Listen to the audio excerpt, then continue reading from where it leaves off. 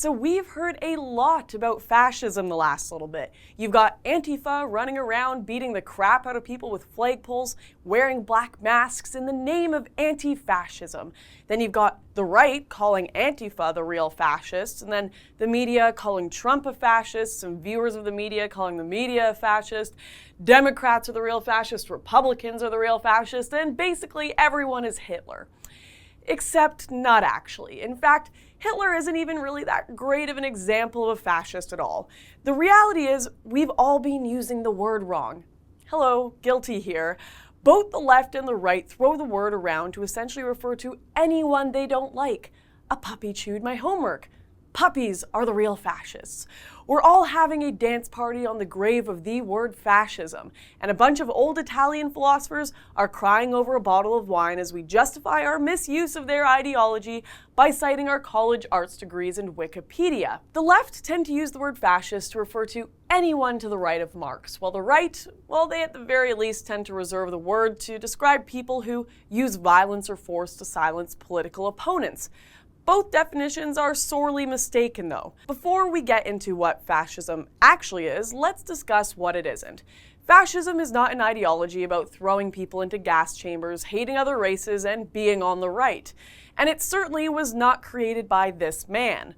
And most definitely is not being perpetuated today by this man.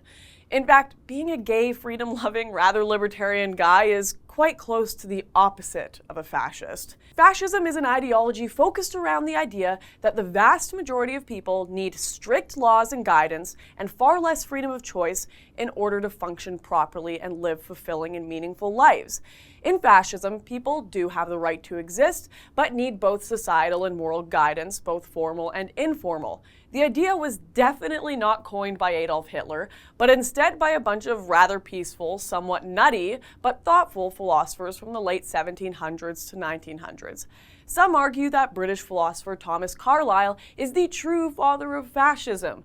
Carlyle watched as liberal principles swept the West, offering the vote and control of the government to wider ranges of people, and saw this as a destruction of natural hierarchy and the natural rules that appeared in society before. And he believed that if these rules totally disappeared, civilized society would unravel along with them. Others would focus on the Italian fascist movement, which is actually where the word fascist derives from, fascismo. Italy came out with philosophers Giovanni Gentile, Gabriele D'Annunzio, and Julius Evola, who was more of a critic of the movement, but we'll get into that later. And of course, the infamous Benito Mussolini, who put some of their ideas into practice. Now, other than Mussolini, people on average have never heard of any of these thinkers because, to be honest, we as a culture don't really know anything at all about fascism.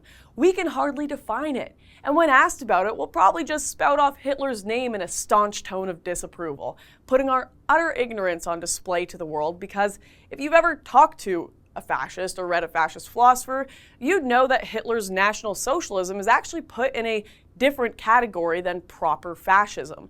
People like Franco, Hitler, or Salazar were certainly inspired by Mussolini's fascism, but using Hitler as your stunning example of a fascist is sort of like naming Pluto as the best example of a planet.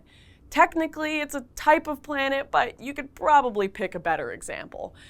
While proper fascism was a top-down ideology where they believed that hierarchy in the state was absolute, National Socialism was more left-wing because of the socialist aspect.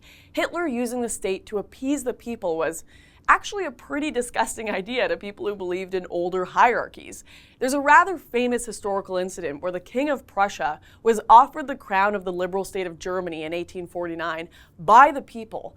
And instead of accepting it, he literally turned his nose up and said that he would not accept a crown from the gutter. That was despite the fact that he would have vastly expanded his power by accepting that gift.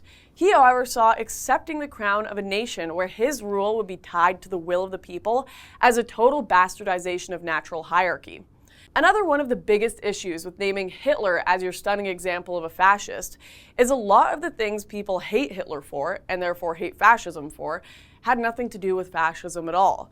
This leads to another major difference between fascism and National Socialism. Fascism didn't have anything to do with race. National Socialism focused more on Germanic tribalism. Fascism focused on hierarchy. It was elitist, not racialist. And when there was a focus on race, it was really more a focus on homogeneity for the purpose of survival, not a supremacist thing as seen in the Third Reich. In fact, there are incidents where Mussolini invited the Jews of Italy into his office and said he never doubted their loyalty to the state.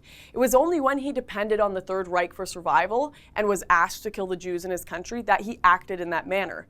And trust me, I'm not defending Mussolini. He certainly didn't fight back much when asked to do horrific things, but this is just a matter of historical fact.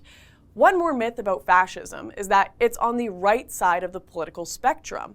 The reality is people have a lot of trouble placing it anywhere on the political spectrum because there are so many nuances to it. One of the more famous Italian philosophers, Julius EVOLA, contributed a lot to fascist thinking, but was seen as one of fascism's greatest critics because he thought the movement was too left-wing.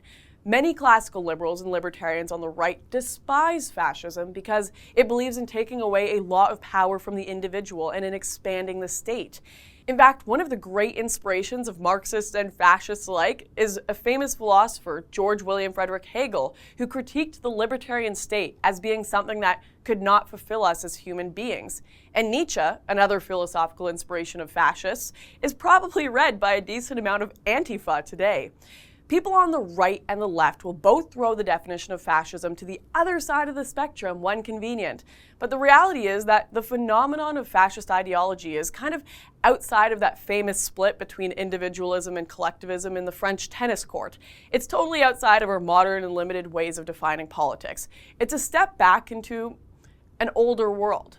Which brings me to what actually is fascism's end goal now that we've dispelled some of these myths about it. Well, that's the thing. Fascism doesn't really have an exact end goal. Fascists would describe it as not being utopian. Their goal is to simply keep going, not to fix all the problems, just to survive and make things better, or rather, what they believe to be better. And they have a focus on the state of nature in a very Hobbesian way. They believe that we need a fascist leviathan or elitist hierarchy to keep going and improving. And more than that, but to bring meaning and purpose into people's lives. Many fascists would describe their ideology as not being an ideology for today, but one for tomorrow. Now, it took me a bit of time to research this. It took me time to understand this. I've thrown the word fascist back at my political opponents because they pissed me off and because I saw them as the real authoritarians in the situation. But in reality, are Antifa working for a world of harsh tradition based on the principles of nature and a strong opposition to communism? Definitely not. They're running around creating 72,000 new genders every week trying to bastardize nature to an extent I didn't even know was humanly possible. And as for Antifa calling your average right-winger or libertarian a fascist, well, sorry guys, but I really doubt you'll find a single mainstream right-winger today that wants to expand the state and take away the natural rights and powers of the individual. In fact, they're fighting for the individual's rights harder than anyone on the left at the moment. The majority of us on the right adore small government. So I think it's time for us to retire the word fascist for name calling and reserve it for more legitimate uses. Maybe use it in an argument about Putin. You could certainly make a case that he's the closest thing we have to a real fascist today, but don't use it to simply describe anyone you disagree with, because the dance party we're having on the grave of the word is not helping our society's discourse. It's not helping us truly define people. It's not helping us expose people. Instead, it's just leaving us in a very shallow and superficial state of political discussion.